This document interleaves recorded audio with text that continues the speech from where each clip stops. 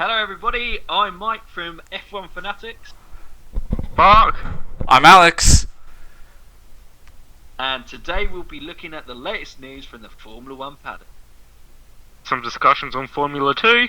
And the first of our non-race week discussions, this week regarding Racing Point and Williams' decision regarding drivers for 2019 and why Esteban Ocon was dropped. This is F1. And this is motorsport viewed from Beyond the Grandstand. This weekend saw the MotoGP Grand Prix of San Marino. We'll go over some of the results. The Formula 3 race saw Tatsuki Suzuki take the win, followed by John McPhee and Tony Arbolino.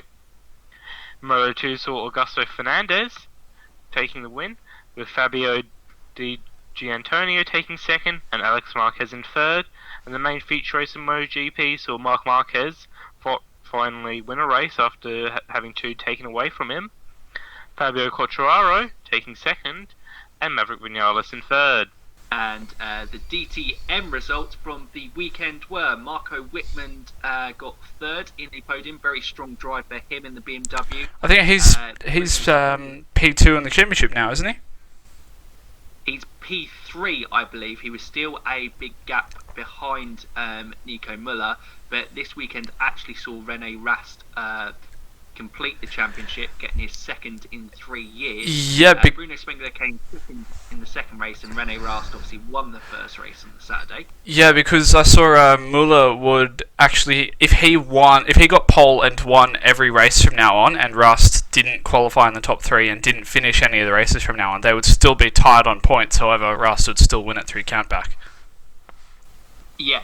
So Rast has just had an incredibly strong season, but yeah, Nico Müller had a race to forget on race 1. He had a jump start and basically got a drive-through penalty, and then his race was nowhere. He finished dead last from there, and Rene basically just blitzed the race. But exciting overtakes in both races. Really, it was just shows what the Nürburgring is just such a great track for racing at. Certainly. You wouldn't mind seeing back on F1 calendar. But in race 2 of the weekend, Rene was only able to get third on the podium. Robin Frijns, I think, also drives in Formula E, doesn't he? Yes, he does. Robin Frijns. He finished P4 in this year's championship after winning, I think it was the last round. It might have been the penultimate round. It was one of the races in New York. So that sealed his P4. He probably would have been up there for a title challenge in Formula E, but I believe he had some bad luck in a few rounds. Yeah, he didn't do that well in the middle, roughly the middle of the season. Okay. Well, he's been very good in the DTM this year for Audi, and yeah, it was a very strong weekend for him in both races, was well in the overtakes. Obviously, the second race being the best one for him. He almost was able to overtake Jamie Green at the last. It was a very exciting couple of laps with Frijns kind of going for it. But yeah, he just kind of broke a little bit late, went deep into a corner and lost his chance to take Jamie. He did try him on the last corner as well, but he had no chance of doing that. Yeah, it was the last round of the Formula E season in New York that France won. He also won in Paris, and after that, I don't know if anyone remembers, because it was in France, there were a lot of French flags around, and he didn't expect to win, so he grabbed one of the French flags and rotated it and held it at 90 degrees so it looked like a Dutch flag. So he drove a victory lap with a sideways French flag because he's Dutch, and he wanted to make it look like a Dutch flag. So that was very funny. I love dedication to the cause. Yeah, I think it's. Are we done with the race results for this weekend of series of importance? Yeah, I'll try and get a photo of that on the thumbnail. Time to start our discussion. I think our first topic is pay drivers. What are our thoughts on pay drivers? Do they tarnish the sport, or do they have every right to race? I think in general a lot of people don't like them, but I personally am not sure why, because I mean there's a multitude of reasons. I probably have the longest argument here, so I'm going to let you guys go first. I think we'll take turns. You guys feel free to go first and share your thoughts on it, and then I'll sort of jump in at the end because I'm going to take a few hours, I think. The fact is, I mean, right now I don't see an issue with it because fact is, you actually need to be good to get in F1 in the first place. You can't just suddenly turn up and buy an F1 seat. You have to have the points on your super license. It's not only that, but we can look at some great drivers through history that started out as pay drivers. Lauda. Lauda, yep. Hunt basically started off as a pay driver, you could argue. Yep. Well, technically, yeah, I guess. Also, Schumacher did, when you think about it. Exactly. That's the thing, like, we all, like, kick our nose up, pay drivers. Like, some of our best drivers we've ever had to this sport started off as pay drivers. And how else do you get in now? Be extremely good and extremely lucky. Exactly. I think if you can secure a seat, do everything in your power to do it. Yeah, I mean, absolutely. And I think the biggest one of where people have a go at here is Lance Stroll. Yeah. Because obviously he made that huge jump up from, although dominating Formula 3, he did miss that step in Formula 2 that a lot of people had to go to just by doing the testing laps for Williams. But lots of drivers actually skipped out on Formula 2. Valtteri Bottas skipped out on it. Verstappen did. Verstappen did. Ricardo, I believe Ricardo also did. Ocon did. Funny enough, Ocon actually kicked Verstappen's arse, I believe, in the point standings. Yeah, and actually, that brings up another interesting point that we weren't actually going to talk about, but I think that's just a good thing to just quickly note. We've actually seen in the fan groups that people have said Ocon is better than Verstappen because he beat him in Formula 3 when they're in the same car. But by that logic, Stroll should be the greatest F1 driver of all time, considering what he did in the same series. Which is not. But Mike, what are your thoughts on pay drivers? So, yeah, like I said, for me, I think you've got to find a way into the sport, and it's absolutely massive for kind of bringing sponsorship into the sport to secure it and to secure the future of F1, because it doesn't have the blessed nature of sports like football, or say like an American football in America, or cricket, where it's kind of a national sport, so there's backing from there, because it's so stretched around the world. To kind of get them travelling around the world, they need these sponsorship deals and everything through there. And like you said, the drivers have to actually have some talent there. As it, Lance Stroll is probably the one who I think it was probably too early for him to come up through there, and so it's been the biggest argument against it. But I can't really see any more argument against any of the other. Well, that leaves time for Alex's argument, either for or against. Now, I'm going to actually use a bit of a story here to kind of back me up. But the thing is, the decision last year to drop Esteban Ocon it caused a massive controversy, frankly, and that a lot of arguments were started because of that. And frankly, they had every reason to, at that point of the year, they did have every reason not to keep him, because nowadays teams are not sports teams now, they are all businesses. And frankly, if they can't get money as well, then that team's going to disappear, and then that's 2 seats that no longer exist instead of like 1. So that's 2 drivers and however many more in the future that are not going to get a chance to race in F1 anymore. So frankly, when they sacked Ocon, the choice with Racing Point was Perez, who I think he's either first or second in number of sponsors that he brings. He was a really obvious choice, and he effectively built the team as well. So he was always going to be kept, I think, regardless of the sponsorship and stuff. And Williams as well had already signed Russell, and that's why everyone was saying one of them has to pick Stroll. However, with Williams, Ocon, one of them has to pick Ocon. But with Racing Point, Stroll would not be that expensive, considering that he effectively owned the team, so they wouldn't have to spend more on him as well. And he brought a lot of money, and he's not a bad driver either. So, and I also have to remember. Hang on. Yep. Do you mind if I interject here? Yeah, go ahead. You have to remember, Racing Point is owned by a huge group of business people. right? Mm-hmm. It's not just Lance Stroll. If they wanted, they could probably outvote Lance Stroll and say, no, your son's not coming in the team. Exactly. They could. They could still sack him. They're thinking like business people. They're like, okay, these two drivers have had huge issues together, and this is coming out of our pockets every time they clash on track. Let's bring in someone new, someone who can drive an F1 car, supposedly, and I think Lance Stroll has proved that he deserved that seat. He's not underperforming massively. He's keeping up with Perez. He's had a few storming races. I don't see the huge hatred towards him. And let's not forget what he did in that Williams. Argue that in some races he outperformed Massa. Well, a lot of races he outperformed Massa. His rookie year was better than Charles. Yeah. And less races. Good rookie year, and I think with Hockenheim, he just proves to be one of those drivers that whenever chaos goes on around him, he just gets the car round. Obviously, to be able to score good points, you've got to be able to finish the race. And I think he's had a very good second half start to the second half of the season. And I also think with the kind of Ocon thing, it might have been blown out of proportion with the Drive to Survive series.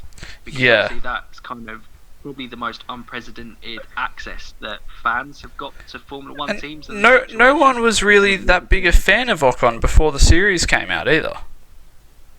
Didn't mind him. I thought he was quite fast. Yeah, but no one was really mad though. I would not say he would be a future world title challenger. I would say he's going to be a wingman to one. He's got the pace to be in a top team and help someone along, but I don't think he has the overall pace and complete driver package that you need to be now to win the championship. No, exactly. And with Kubica as well, because then everyone said, oh, why doesn't Ocon go to Williams? Because he can't develop a car. And then that's a whole other saga that went on with Robert Kubica regarding his car development. Mike, thoughts on the whole Ocon thing? Is he as good as people are making him out to be, or is his talent over exaggerated? I think it's a difficult one to tell. I thought he did well against Sergio Perez in the past 2 years, but he still wasn't able to beat him. And I thought in the past couple of years, if I was a rookie or a young driver coming into Formula One, Perez is the type of teammate that I'd want to be up against in terms of someone I could beat in points. I think he was certainly a very beatable teammate compared to a lot of the other teams on the grid. I look at Albon, Russell and Norris coming through, and then obviously you put in Verstappen and Leclerc into that bracket as well. And yeah, I think Ocon's more towards the bottom end of that list rather than the top end. So I completely agree with that. Yeah, I don't think he is going to be he could be a future world champion, but I think there's so many talented young drivers come through, he might be a Bottas style support role driver. Yeah. And the only, I guess, rookie driver I'd rate him higher than right now is probably, and it's not a hard one to outrate, it's probably Giovinazzi. I mean, I'd rate Lando higher than him, I'd rate Russell higher than him right now. I'd rate Charles higher. Like, out of I'd say the past 2 year crop of those 5-6 drivers, I'd rate Ocon, no, not even in the top 3. I'd agree with that. Yeah, me too. He's a good driver, but he's not necessarily... That's what I always said. I always said he's very good in the midfield, but he's not top team material. Not the complete driver you need to be. Exactly. He could be the new Nico Hulkenberg. That's what it could be. Oh man, when that's really ironic. That's really ironic. Anyway, I think it's time to move on to our next topic, which is what are our thoughts on the new tyres, guys, and the new philosophy of getting rid of the high deck and probably... I mean, are we still going to see soft, medium and hard, or with the no more high degradation, are we going to go back to option and prime tyres? I'm actually... Unpopular opinion, I actually prefer the tyres the way they were last year. The system of just that they were the same different tyre compounds every race. Like the whole C1, C2, C3, C4, C5 were the 3 change every race. I don't necessarily get that, if you know what I mean. I mean, last year had way too many compounds, but I think if they reduced the number of compounds and just had, these 3 compounds are available and not try and do all the codes and stuff, I feel like that would have made it a lot easier. Mike, thoughts on that? With the basically Pirelli being told for 2021, throw your book out on the high deg tires. I think Pirelli get treated really harshly by the F1 community, because basically they do and deliver the tyre what basically they get told to. When they were asked to have high degradation tyres, they produce it, and then people are like, it's too much. You're like, oh, but that's what you asked for. And then if it's low degradation, they also get criticised for it, because they're like, oh, now people can just go longer stints and they don't need to pit. So I think with Pirelli, I think they'll do a very good job. I think they've been a very good tyre manufacturer for Formula 1, but there's going to be criticism of it wherever it comes, because teams will always look for an excuse to kind of blame that isn't the car, and Pirelli seem to be the whipping boys of the F1 teams. No names mentioned Mercedes. For predicting 2021, I'm saying we're either going to see soft, medium and hard, just that no special little tyre compounds that are going to be the same every race, or just back to option and prime. Yeah, I could see that happening. Imagine if there was just one compound. Don't think that's going to happen. No, I doubt it as well, but imagine that, just wet and dry. I can't. I just feel like it'd be a step back. A huge step back. I think we can all just... Oh. There was the rumours of bringing back the kind of tyre wars again, which I don't think would be great for F1 through there. I think Pirelli have everything sorted, but I think basically we just need to keep the tyre compound simple and make it less about the tyres. Figure out what they want from a tyre and then just run with it. Because I think if the tyre war, if the tyre war did come back, I think we'd see some very dirty tactics from some teams. I think we could see teams like Mercedes or Ferrari instantly sign a big pay contract with Pirelli, saying you only supply us tyres, no other teams, and all the other teams have to go to manufacturers that are just coming in new, and their tyres probably won't be as competitive. Because I know that's probably an odd thing to say, but I think that's what some teams would do if the tyre wars came back. They'd sign with Pirelli or another manufacturer and just say only supply us. I know that yesterday we spoke about tyre strategy. I mean, obviously it's very, it's a bit of a controversial thing, but I mean, I think when you look at Jeremy Clarkson's opinions on the tyres and stuff, I think he's 100% right. Nowadays, they're not racing on track anymore. All of the results of the races is a result of what tyre someone's on and when they pitted. No one actually overtakes each other.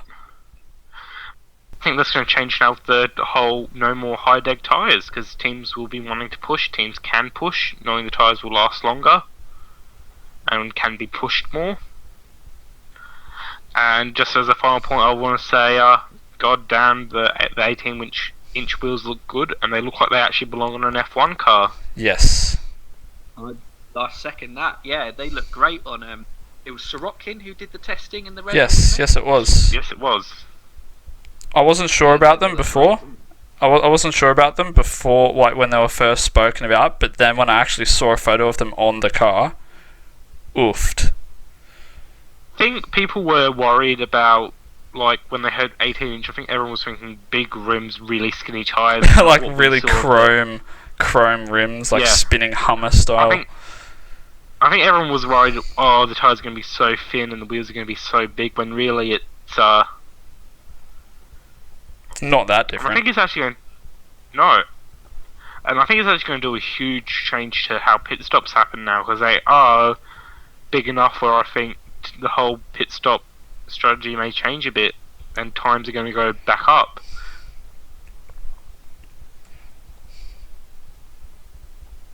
What are your guys' thoughts? Do you think once we see the 18-inch tyres, pit stop's going to stay around the 3-second, 2-second mark, or are they going to go up? I think it might also, like, degradation as well might be a thing as well, because when you think about the degradation side, thinner tyre compounds might not. They might either. They're probably going to, like, their lifespan will be different to what they are now. They're already saying they're going to last longer, which is good. Yeah. Yeah, I think I don't know if you guys follow him at all, but do you guys follow Chain Bear at all? I do. Yeah, so obviously he did a very good video breaking down what the difference between the tyres would be, and yeah, they seemed to be a lot more benefit, and obviously as a PR thing for Pirelli, it seems great, doesn't it? Because it looks a lot more like a road tyre.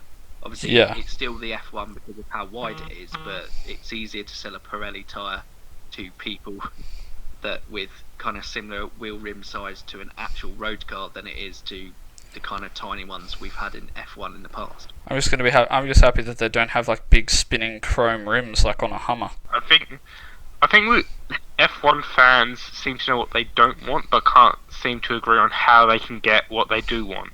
Like, oh, we want more on-track battling, closer racing. FIA is like, okay, we're doing this, this, and this, and they kick up some saying, no, that's not how we want it done. We want refueling back. We want all these things that just makes you wonder. Like, the FIA are making F1 better. They're working on giving you what you want of closer racing, but Except Canada. Now you don't want it because it changes the look. Yeah, I think I said this before in terms of video. The FIA have just got to be strong and bit ruthless dictatorship here. Yeah, I think Verstappen was right. Great guys who've been involved in the sport. They just need to get on with it and decide it. Let everyone else follow. F1 fans can be their own worst enemies. I think what everyone like. It sounds like the fans are too nostalgic and they literally want to be living in 2005 again. You know what I mean?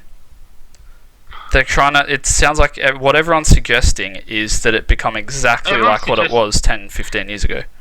No, everyone is suggesting it goes back to what their favourite season was. You got people saying, "Oh, the '80s was the best season." No, the '90s. Everyone wants different aspects from all these different years because that's what they think. Because that's when F1 was good for them. But it's always going to keep evolving, and there's nothing they can do about it. Exactly. Well, the whole point of Formula One is it's meant to be the pinnacle of motorsport, so it has to change and it has to evolve to naturally keep up with that philosophy that it is the top of the game. Same with the hybrid engines and stuff. The V10s aren't coming back. No matter how much we want them, it's not happening. You just don't want them back. So you really think all the teams are going to be like, you know what, we've invested millions into hybrid engines. We actually like it because it's cheaper for us now. But nah, all these fans are screaming they want V10s back, so let's throw all our development in the bin and go back to V10s, which are more expensive. Exactly. Well, you'd probably just get a price increase on the fans' grandstand tickets, wouldn't you? Like going, well, Okay, and then people complain, oh, F1's too expensive now. Yeah. So I think we've covered tyres. So with Charles winning in Monza, Imola, well, I don't know if it's because of Charles winning and the high interest in Ferrari, but Imola and Mugello have both said they would like to have an F1 race on the calendar at their tracks. I mean, nearly. Imola is one of the classic circuits of Yeah. F1, and has a lot of history, good and obviously bad, but in general, it's been pretty good in general. Is it a track that would suit the modern F1 car? But see, that's the issue. I think with Imola, I think it's a very narrow track, isn't it? And obviously, because of how the cars have evolved, they're so wide now compared to even probably about 10 years ago. And it just makes overtaking so difficult on those narrow, old traditional tracks. So yeah, it would be good for the history, but in terms of racing, it might need some more development. But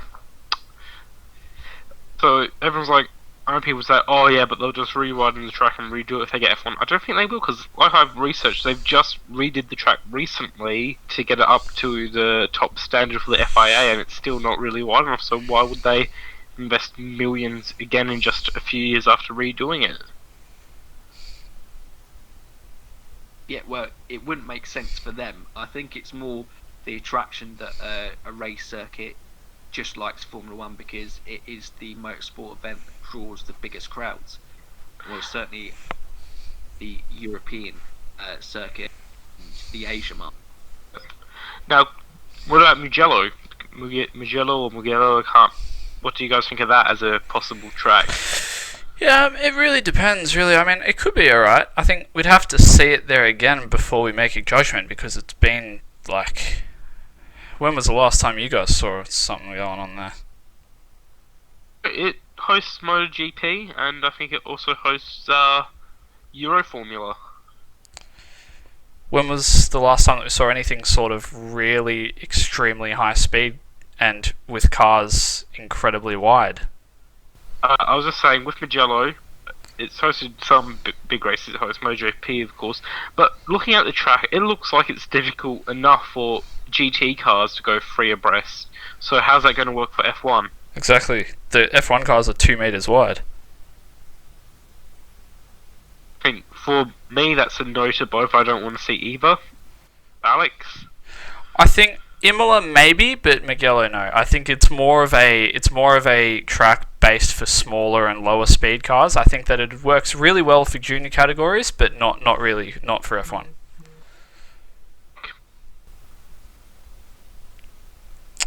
Mike, what are your thoughts? For me, Imola, the return of it would only realistically be a kind of nostalgic feel of one of those classic F1 circuits returning. I think in terms of racing, a Malaysia would probably be a lot better circuit to return, or like a Nürburgring. So yeah, I think it's a no to both for me as well. I think you have to look at the cars that are in F1, and you have to look at the tracks that are on the circuit now and go, what produces good races? Why do they do it? We should probably have more tracks that kind of fit along there. Yeah, exactly. So I think we're all in agreement that tracks should only be accepted if they're good for F1 racing, which makes me question how the hell Zandvoort got accepted. Yeah, what? Well, there's a really easy answer to Verstappen.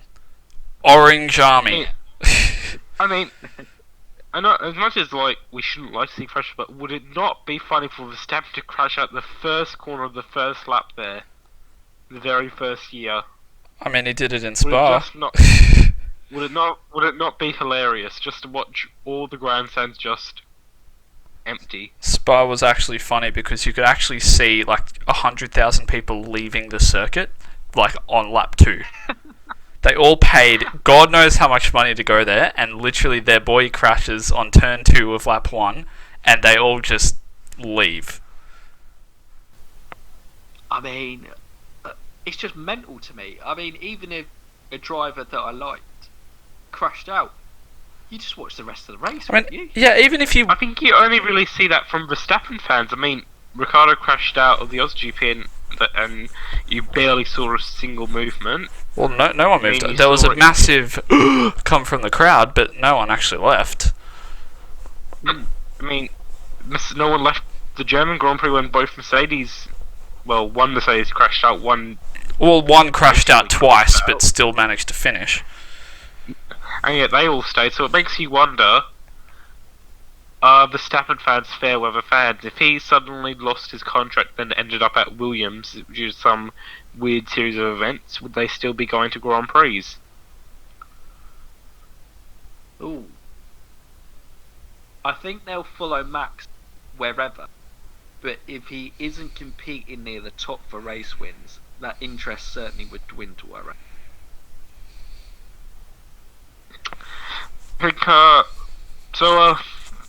Yeah, team wants to join F1 for 2021. Pantera? I think they are in LMP racing. Yeah, I think so. and I'm not sure if it's Panthera or Panthera. I'm not actually 100% sure. They want to join for 20 Pantera? Yeah. What, like De Tomaso Panthera? Isn't it a mythical beast? That's I could be completely maybe. wrong. Are we going to just gloss over the fact of how have previous Asian F1 teams gone in the sport in recent history? It's probably best for Pantera If we don't talk about how recent teams did. I mean, to be fair, Asian drivers haven't done that well either. I mean, Sato and Kobayashi were both okay, but when you think of drivers like Inouye and Ide, they're like, yeah. Say they wouldn't. I think they gone to F1 through their wallet. I don't think it's that the fact that they were bad. I think it's the fact that a system was in place that allowed drivers like them to be in the sport. And also, what was it?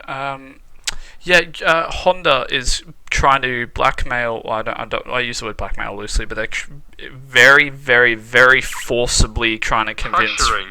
Extremely pressuring. They're effectively threatening Red Bull into hiring a Japanese driver. Because let's not forget. They've got two good ones in F2 and F3, so I can't see it being too bad. No, but I mean, I think doing that, like trying to force them to, like basically giving them an ultimatum to hire a Japanese driver is a bit. Yes, Mercedes has done it before with their customer teams. It's mainly based on the engine. They're like, okay, you're using our engine, we want you to take one of our drivers. Yeah, I mean, in general, I think it's just because I always find that I think whoever it is, it should just be whatever the best driver for the job is, but. Yeah, I mean, things happen. But I think on this note as well, let's not forget the Japanese Grand Prix. I think it was 2007. That was absolutely abysmal. Do you guys remember what happened there?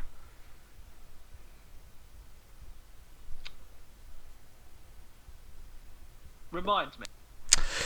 Everyone arrives at the track. The grandstands are built too close to the circuit, so not a single person has a view of a single car.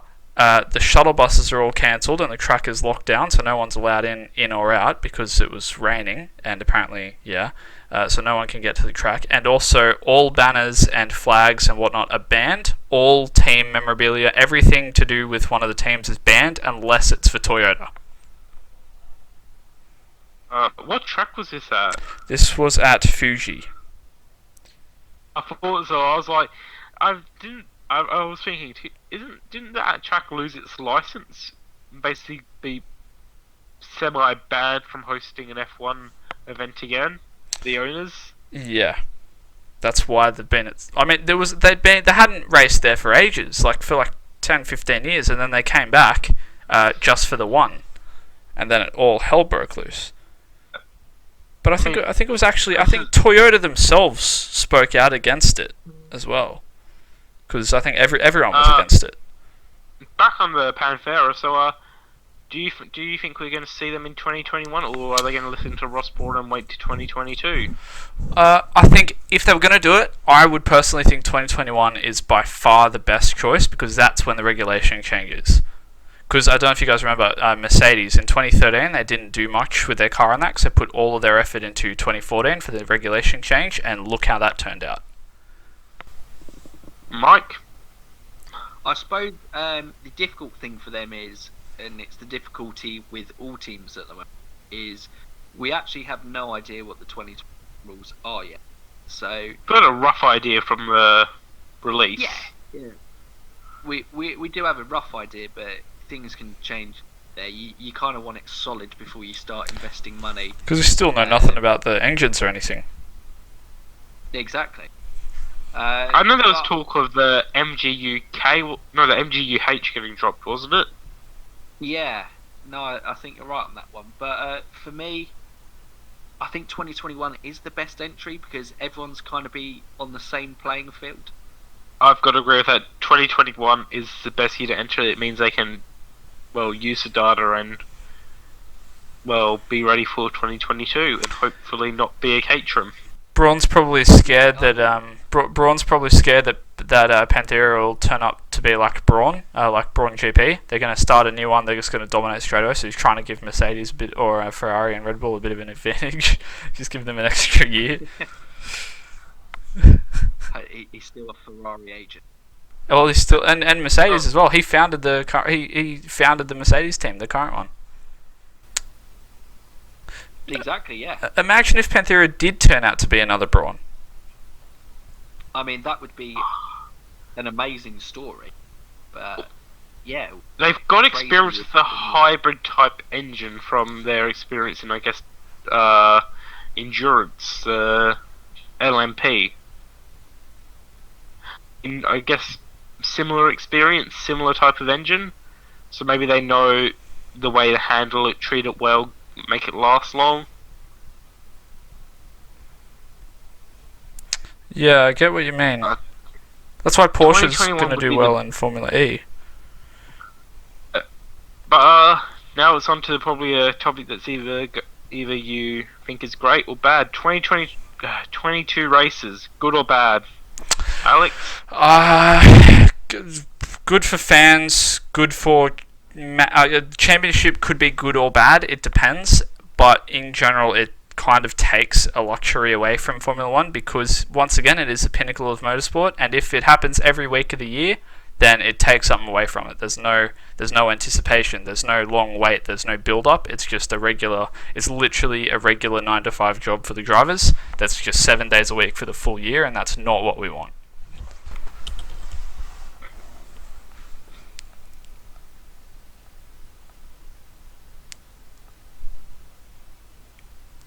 Mike? Yeah, I'm torn on this. As a fan, obviously, you kind of want as much F1 action as possible, and we're going to have 21 races this year, and it doesn't feel like burnout, and all the teams have agreed to it. But I saw a lot on Twitter it being discussed, and a lot of people thinking it's too much. And then obviously Bernie Ecclestone came out and said 16 races enough, even though he was the one who pushed it to the top. Exactly. I think he's been taking shots at the new owners as much as he can. Fair enough. And he's coming off as a bit of a hypocrite with some of the things he's complained about. It's a bit like that thing where you let something you love go, but then you're kind of really bitter about the fact that you let it go. You kind of want to hold on to it still. But I think 18 to 20 is probably the sweet spot. Yeah, I thought 20 was good. Yeah. I would say no more than 22, because looking at the calendar, like 22, you could not squeeze in another Grand Prix and it still be viable for teams and all that. I realistically think that they should probably take off Zandvoort and consider one of the other tracks. Malaysia. I think Malaysia is my number one choice. If not, then if not Malaysia, if they can't get Malaysia for some reason, I think either maybe Yeongam or Istanbul. Yeah, I'd be a big fan of Istanbul. Also, people are complaining about no more German Grand Prix, but I ask people to remember we've had 2 years of it being good, but there's also been years where it's been an absolute bore fest. Which is every year except the last two. The only time it is ever interesting is because of rain, and it's rained twice. Yeah, so I would say it's been rose-coloured glasses for people, and they're like, oh, it's been so amazing, and I just ask them, okay, ignore those 2 years of rain and that. You can't rely on rain to make a race interesting. Is Hockenheim interesting without the rain? I say no. I'd say the older layout was, but yeah, the newer layout I think has struggled without the rain. But in terms of a German Grand Prix, I'd definitely be pro, like I think I said earlier, the Nürburgring coming back in. I think the Nürburgring Grand Prix circuit, because it is wide, and the way the corners are structured, it better suits the way F1 overtaking is now, because Hockenheim is one hairpin and lots of flowing slow corners, not the flowing fast corners. And it's a banked corner as well. Yep, so I think that's why the modern F1 cars would actually suit Nürburgring better. And the Hockenheim ring as well, with the banked corner, no one can get a setup right, because that one banked corner at the end, which is where everyone spun, the exit of that, and where that sort of turns around onto the home straight, that's where everyone was spinning out at turn 16. Because there was because you can't set up a car to do the rest of the circuit and that turn together, because they're completely different. Also, I don't think it's the smartest idea to have an exit of a fast corner be a drag strip. The start of a drag strip. Exactly. Well, Call me crazy, but the same as what you're looking for. I mean, I thought that was pretty good. I mean, in the rain, like, it was entertaining. it's not the smartest track design to have a drag strip at the exit of a fast corner. No. No. On a sensible note, no, it isn't. The drivers pretty much came out and said that. So I think that's, well, other at the end when we talk Singapore, I think that's F1 discussion closed, and we'll move on to F2 talk. Yeah, Nick De Vries, Mercedes have joined Formula E finally and have announced their driver lineup. And Nick De Vries obviously has been unsuccessful in getting an F1 drive, which we did predict last time because obviously they're running out of available seats. So he's been confirmed to drive for Mercedes, as has Stoffel van Dorn. Oh, question. We've seen heaps of F2 drivers just move to Formula E. Is it because they're not talented enough or fast enough to challenge for a Formula 1 seat, or is it because of other reasons? I think personally, I think. Yeah, go on. Well, I think with De Vries and Roland and a few others, they would not have got a Formula 1 seat anyway, even if there was one available. But yeah, either way, there wasn't one available, so they wouldn't have. Even if they were able to, they probably wouldn't have been able to get one. I probably am going to be absolutely safe with this, but I don't think De Vries or Roland last year were up to F1 standards. I mean, the second that De Vries leaves a F1 Junior Academy, he starts doing really well. Thoughts on Formula 2 drivers going to Formula E? I think at the end of the day, if you're good enough, you do usually rise to the top. Obviously, there is an element of luck within things, but especially getting those Formula 1 seats. What might have hurt Nick De Vries is the banking and the pay driver. Obviously, it's probably what's going to get Latifi the seat at Williams for next season. On Latifi, he did. Enough, he will get through. Oh, yeah. Just on Latifi. This is his 7th season. It is, but he did outperform Kubica in every practice session he's been in. Kubica also has one arm. But I don't have a single fuck to give Kubica, do I?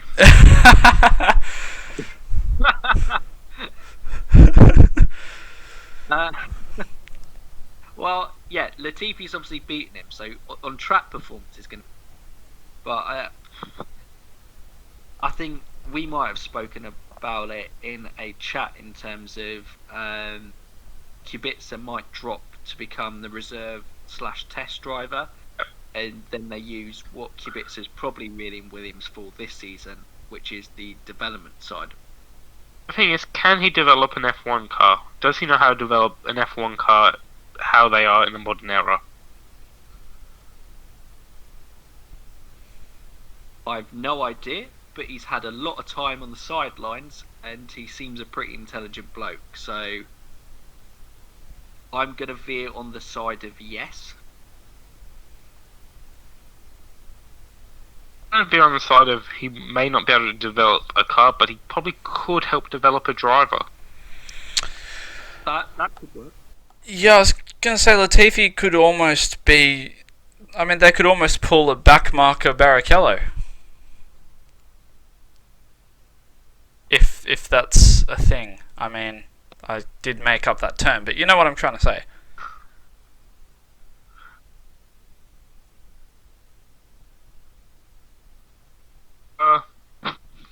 Yeah, I get what you're saying, and possibly, probably what's going to be probably going to get us taken off Twitter because people won't like what we have to say. Is should you require some level of super license points to be able to race in Formula 2, similar to Formula 1? I think this is a really good argument. Yes. Yeah. I think people will not like it, but you can't there's some serious problems in F2 and you can't do it. Something has to be done about it. In the past 2 years, we've had 4 drivers that were not up to speed for Formula 2. Latifi's only just gotten up to speed. Okay, the 4 drivers I'm saying should never have even touched a Formula 2 seat are Tatiana Calderon, Mahavir Raghunathan, Arjun Maini, and Santino Ferrucci. Correct. What's your thoughts? Do you think F2 drivers you should have some level of super license points to be able to get into an F2 car, considering it's considered the step before Formula 1? I think F2 is very similar to Formula 1 in the fact of how high it is.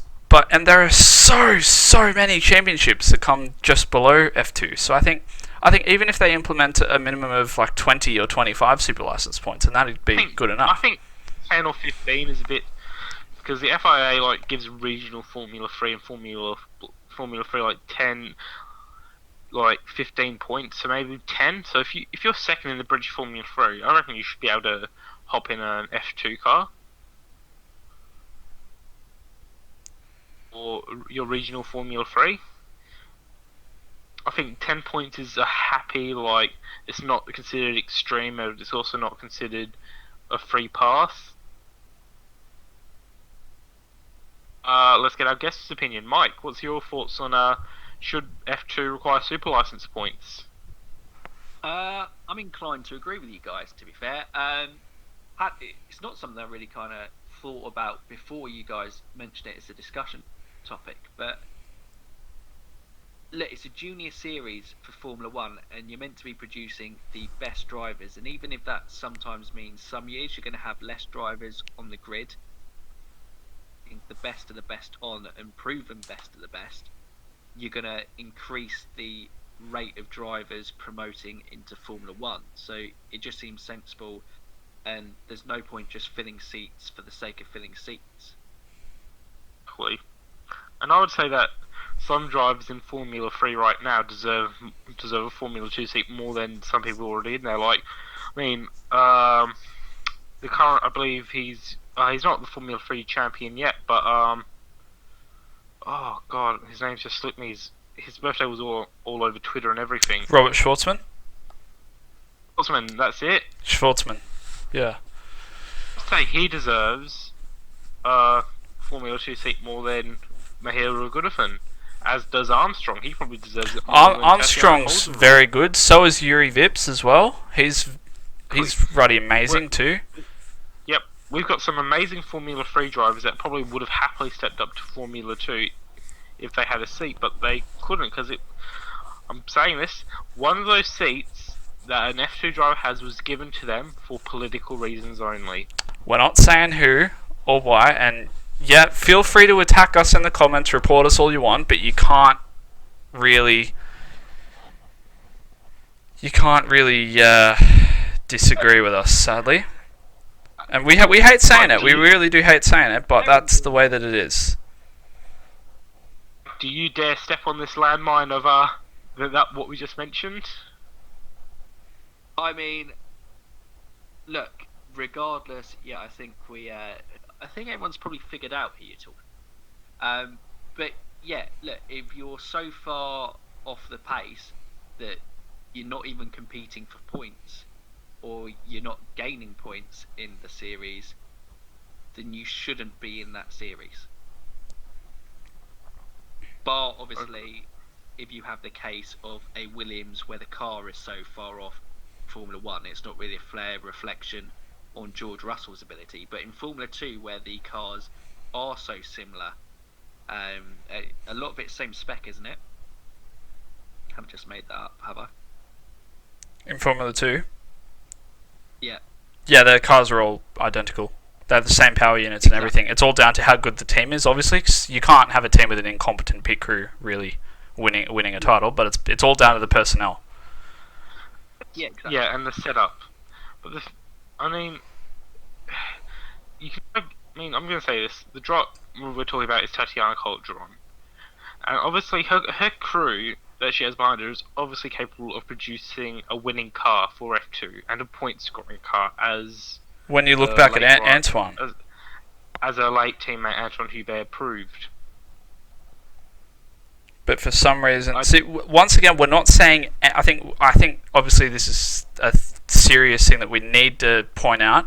We are not saying anything political here. This is purely based on her results alone. Yeah. If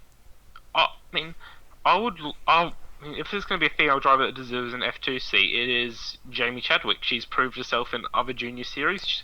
She's only done a couple races in the Euro Formula thing, and I think she's already 5th in the standings. Yeah, and she hasn't even been in it that long. No, if any driver deserves if any female driver deserves an F2 seat, it's Jamie Chadwick, not Tatiana Calderon. Exactly. There are female drivers who are very, very good and do deserve Formula 2 seats. However, yeah, the thing is, it's just sadly, I think Tatiana Calderon isn't necessarily one of them. Your opinion on the pot we've just stirred? Yeah, I think this is going to be one of our most unpopular conversations, but it's one that has to be had, frankly. So, because I think this is something someone has to say. Yeah, you have to take gender out of it. You look at it on a pure basis. She's the only one in the Formula 2 Championship to raced in every single race and not score a point. Exactly, and she's not competing. So that's regardless of gender. As soon as you get in the car, I mean, I've been and watched the W Series this year. We went to the Brands Hatch finale, and there are some phenomenal drivers there. I actually think Alice Powell's a very underrated driver in there as well. Emma Kimalainen was very positive in there. So there's very talented female drivers out there. We're not saying that female drivers shouldn't be within Formula 2. It's just they have to be judged, like with anything, on merit. And on merit, Tatiana Calderon does not deserve an F2 seat. Exactly. She was a backmarker F3 driver. Makes you wonder why did she, out of any driver, get the Formula 2 seat? She was a backmarker Formula 3. And in W Series, there were a few drivers that were really, really, really, really, really good. Yeah. So next year, if we haven't been demonetized. If Chadwick continues to prove herself in Euro Formula, I think it is, she deserves an F2 seat. Because Euro Formula, I believe, is the same, very similar spec to Formula 3. And I would argue I believe it is, yeah. And I would argue it's just as competitive, if not more competitive, because it's got more cars in it. Drivers from all over the world, not mainly just Europe, but everywhere. Everyone competes. Lots of people compete in Euro Formula. And if she continues to do well enough, I think she deserves a Formula 2 seat. And also, we've got about 10 minutes left, so I think this has gotten a little bit heated now, but let's change the subject. There's two more quick points before we start. I mean, I feel like that wasn't really a taking the pit segment, but we've got two more points before we can just quickly do a taking the pit segment at the end. Safer ways to enforce track limits other than sausage curbs after what we saw the previous... Oh, you mean the FIA space program? Where Pironi became... Mark Webber? Pironi the P. Yeah, Mark Webber. Ways to enforce it. Alex, your ideas of a safer way to enforce track limits? I mean, sausage curbs are definitely not a good idea. I think even if we do something like the Paul Ricard stripes, the blue ones or the red, even the red ones. I think even just doing exactly Paul Ricard done. In a less drastic way, not the entire. not 100 meters out, but just like briefly, just to make your car, just to slow your car down quite significantly if you go fully off track. It also punishes you for going off the track by taking away some of your tyres. I think a way to do that is measure the width of a car and work out the angles and whatnot, and then that'll tell you how far out it needs to be. Because I think have it further out, so if you only put one wheel off, for example, it doesn't affect you, but if you put all 4 wheels off, then it does get you. Mike, safer ways to enforce track limits, what's your ideas? So I watched a very good video from Shane Bear on this, and I think he probably sums up the options quite well as coming up with like some high tech one that we'd have track sensors that they then detected a power loss in it there. But probably the best solution is what they have at Silverstone, which is giving those strips, gravel strips or grass strips on the side, so there is actual punishment and deterrent there, and that's probably the most cost effective and safer option to probably enforce it, because obviously gravel trapped is the probably best deterrent from there, but obviously teams don't it's want racing. I tend to agree with Locke. I think that the best way to enforce it would be something that slows you down a bit. Maybe yeah. I don't think that automatic power loss thing is. I think that'd be really unreliable. Yeah, I mean it's completely dangerous to have an F1 car that would suddenly slow down in pace. Other than it just being a cool sensor idea, it's not really a realistic one from there. Yeah, the strips on the outside, well, corners like the cards or Silverstone is probably the best choice. Well, corners like Monza, maybe instead of where that where the Peroni PK was, as I'm calling it. Maybe instead of where that is, have a blue strip from Paul Ricard so it slows you down a bit, damages your tyres, and basically tells you, oh yeah, you can run off, but it's not going to earn you any time, and in fact it's probably going to cost you in the long run. I think even have one, because you know in Paul Ricard how they have like 10 or 15 blue scripts, then 5 to 10 red scripts. I think have what basically, if you put one wheel off even, I think just have basically on the white line where there's the track surface, the white line, then it immediately becomes blue, just one blue strip, and then with the car's width out, so 2 meters from the white line, it becomes red strip. So if you go all 4 wheels off, then you get really slowed down. I wouldn't mind that, but I think that way it's a bit stricter. But somewhere in meeting halfway between the destroy your tyres and slow you down of the Silverstone track. Last one is Singapore Grand Prix ahead. Are we all looking forward to it, or are we thinking it's going to be It's either going to be phenomenal or crap. I won't say it's going to be a Monaco, because Monaco was actually quite interesting in the last 15 or so laps. Well, Monaco, the whole thing, because it was no one knew what was going to happen. It was, I mean, the battles itself weren't that interesting, but it was more suspenseful than anything else. But in to Singapore, or are you worried that it's going to be a 2018 Singapore race? I think right now it could really go either way, because it's either going to be Singapore 2017, because obviously the haze and the reduced visibility. I don't know of how effective that'll be, but it's either going to be 17 and everyone's just going to go completely mad and just kamikaze each other, or it's going to be 2018 where like the top 6 don't change from their qualifying position, and literally whatever the order is on after the first corner in turn 1, then that's the order that stayed for the rest of the race. Because I know in 2018, the Ocon and Perez collided and Ocon retired. Safety car came out, safety car comes in, the restart. The first corner after the restart, not a single order changed for the rest of the race, except a battle between Leclerc, Ericsson, and Gasly later on. Mike, you looking forward to it? Yeah, I am looking. Singapore's an interesting one because street circuits, they never do lend themselves to kind of good racing because of how narrow the tracks are. But I think it's one of the most picturesque races on the calendar. certainly brings a good atmosphere. In terms of the race, I could see a repeat of another Max versus Hamilton battle on track.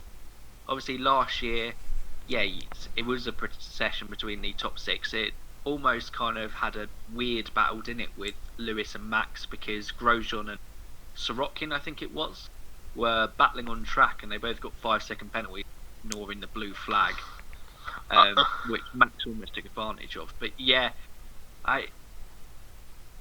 you don't necessarily look forward to it for the race. You're kind of not going to expect lots of overtaking. It is going to really be the strategy call.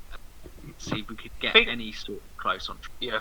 I think Singapore is a lot like Monaco when it's a spectator's track. You want to be there in person to really experience it.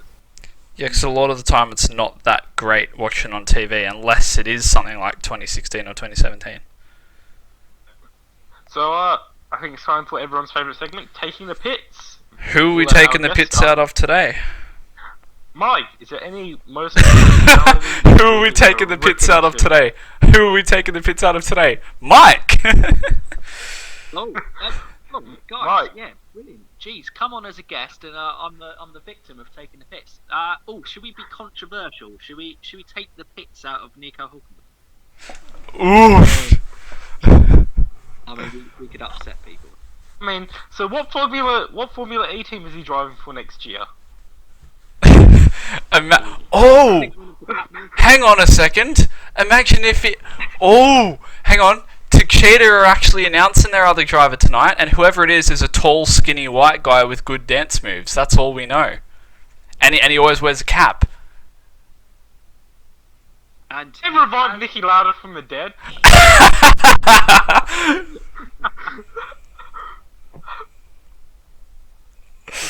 Captain Corbin. Hang on a sec. I've just got to quickly whip out the Takeda tease, because they've got some hints in that about their driver, and who it is that they're announcing. I think it's later tonight in the UK time. By the time this video is released, it would have already been publicised. Yeah, much released, because this is being recorded on the Tuesday for everyone, and it will be released Wednesday. Yeah. So yeah, that's how we do it. We record one day and then release it the next day, and then the day that we release it, we record the next one, then release that the next day. Yeah, so they've got here. Anyway. Yeah. Yep. So they've got a tall, skinny, white guy. All right. He always wears a cap. Always wears a cap. I can't see the hair, and he has sick dance moves. It'll be Nicky Lauda. They've got a video of him moonwalking, but it only shows his feet. Oh. Do those feet say Renault? No, they're in civvies. They're in plain clothes, civilian clothes. Okay. Alright. But Nico Hulkenberg. All you had to do was fight the honey badger a bit more, and you may have got a bit more of a chance of an F1 seat. But instead, your reputation as the best midfield driver who is potentially world championship potential is kind of destroyed now. Here we go. Someone actually has put in the comments that they've actually guessed on this tease that it's Nico Hulkenberg. However, obviously no one's said anything to them, but someone's guessed it. A lot of people are thinking that it's Antonio Felix da Costa. This person thinks it's either da Costa or Hulkenberg. Well, hang on, guys. Would you say that Hulkenberg started the year as one of the most underrated drivers of all time? He's always been underrated. But has he now moved into the overrated territory because of how many people thought he was underrated, or he's so much good and now he's kind of being like, maybe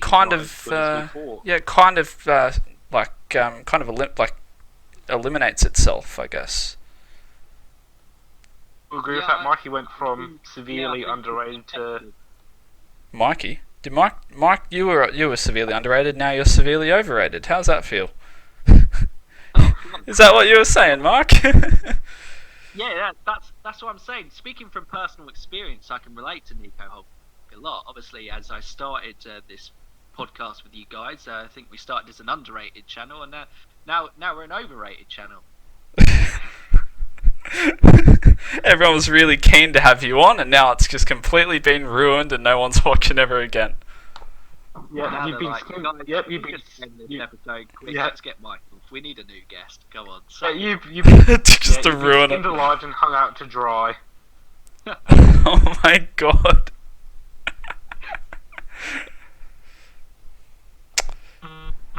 So now we've taken the piss out of Nico Hulkenberg. Mike, come on, there's got to be a driver, a team principal, someone you really just want to rip into.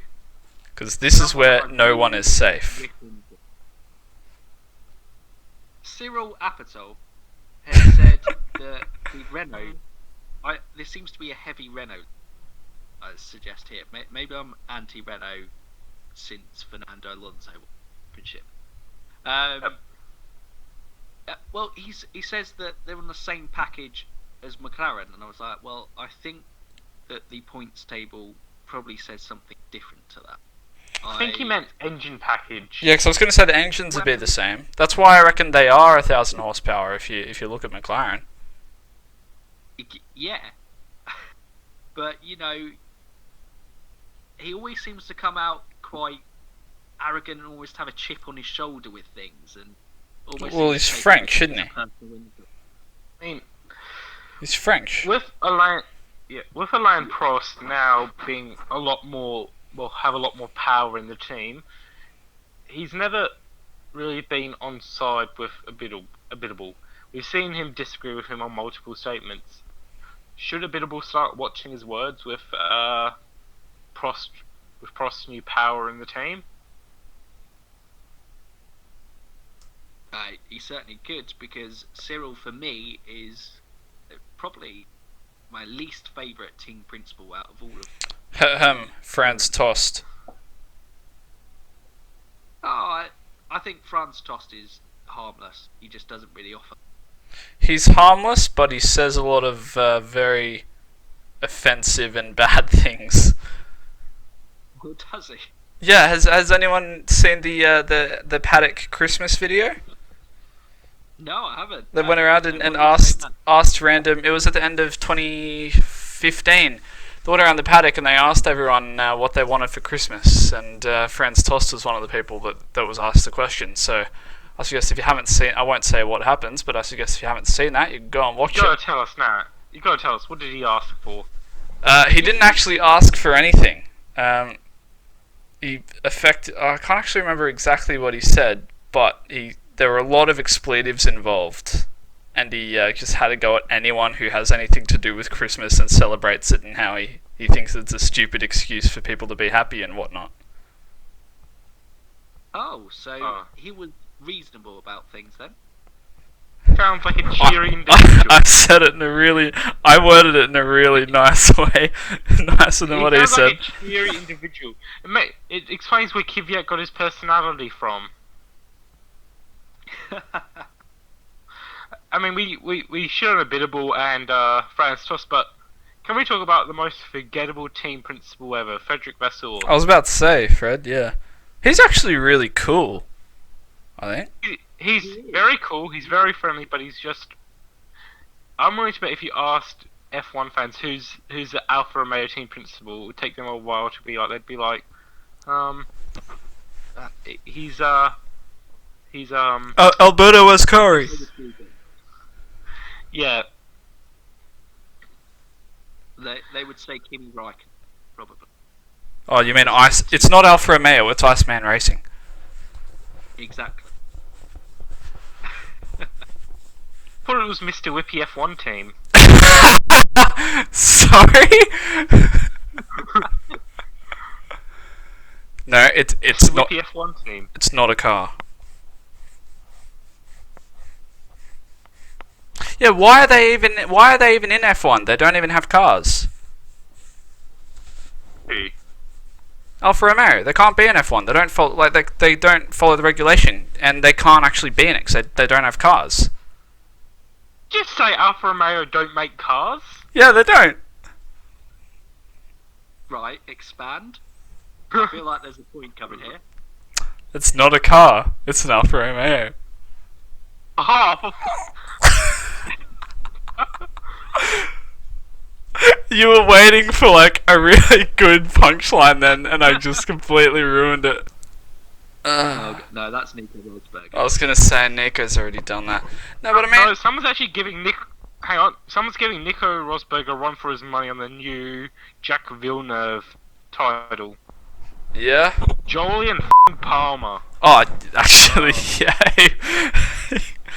I mean, thing is with I Nick. think Mike knows what I'm talking about because he's probably more on the news. I've actually been watching it. Yeah.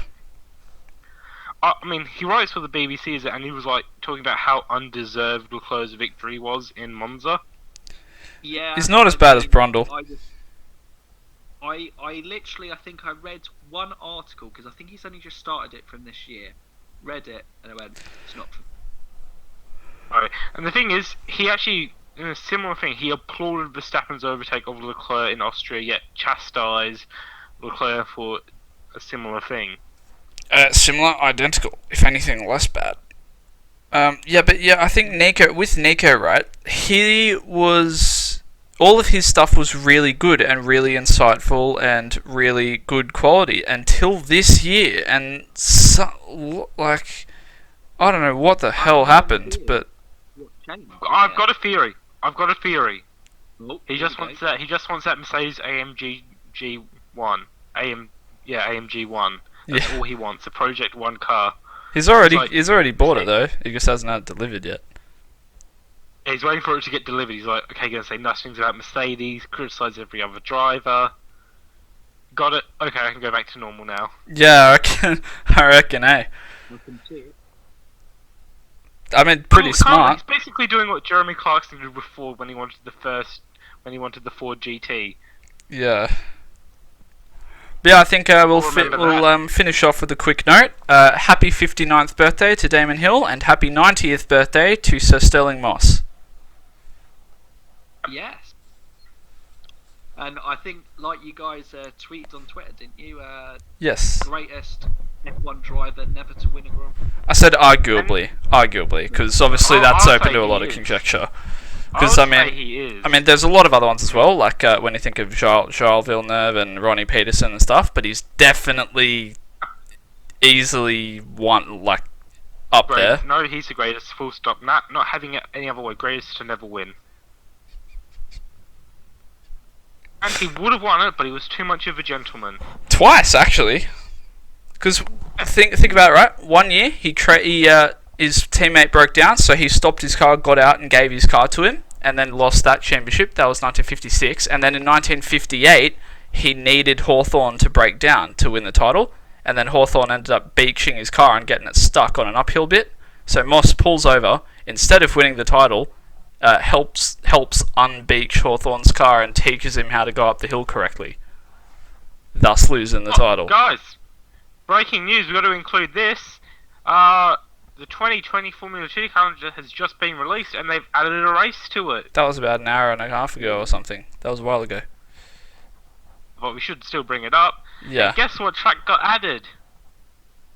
Zandvoort. What? Round 1, Zandvoort. Yes. Yep, Zandvoort. No, round 2. Round 2. That's round 1, no? Oh, it's round 2. That's good. Yep. Just lost Nick De Vries. They got no duchies to go there, though. Yeah. Staven's going to race in both categories. He's going for a double world title, F2 and F1. I think Schwartzman's going to be there probably. He's gonna get a big following. Oh, happy late birthday to Robert Schwartzman, who turned 20 yesterday. And I think we'll wrap it up. Yep. There. Martin Brundle, you're a soul. Just that wasn't even for any reason. I just had to state a random fact. Yeah, so I think that's it.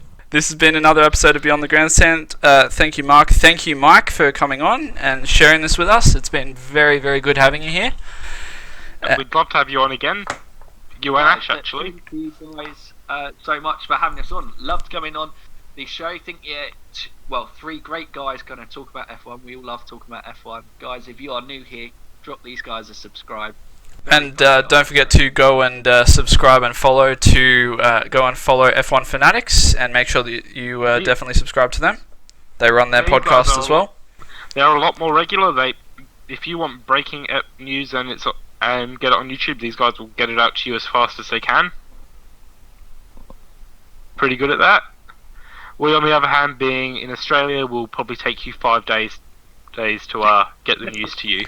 Yeah, 'cause we don't get the news until like a week later. But it'll be good when it comes. Exactly. So it's worth the wait. Alright. Thank you guys. We will see you next time on Beyond the Grandstand.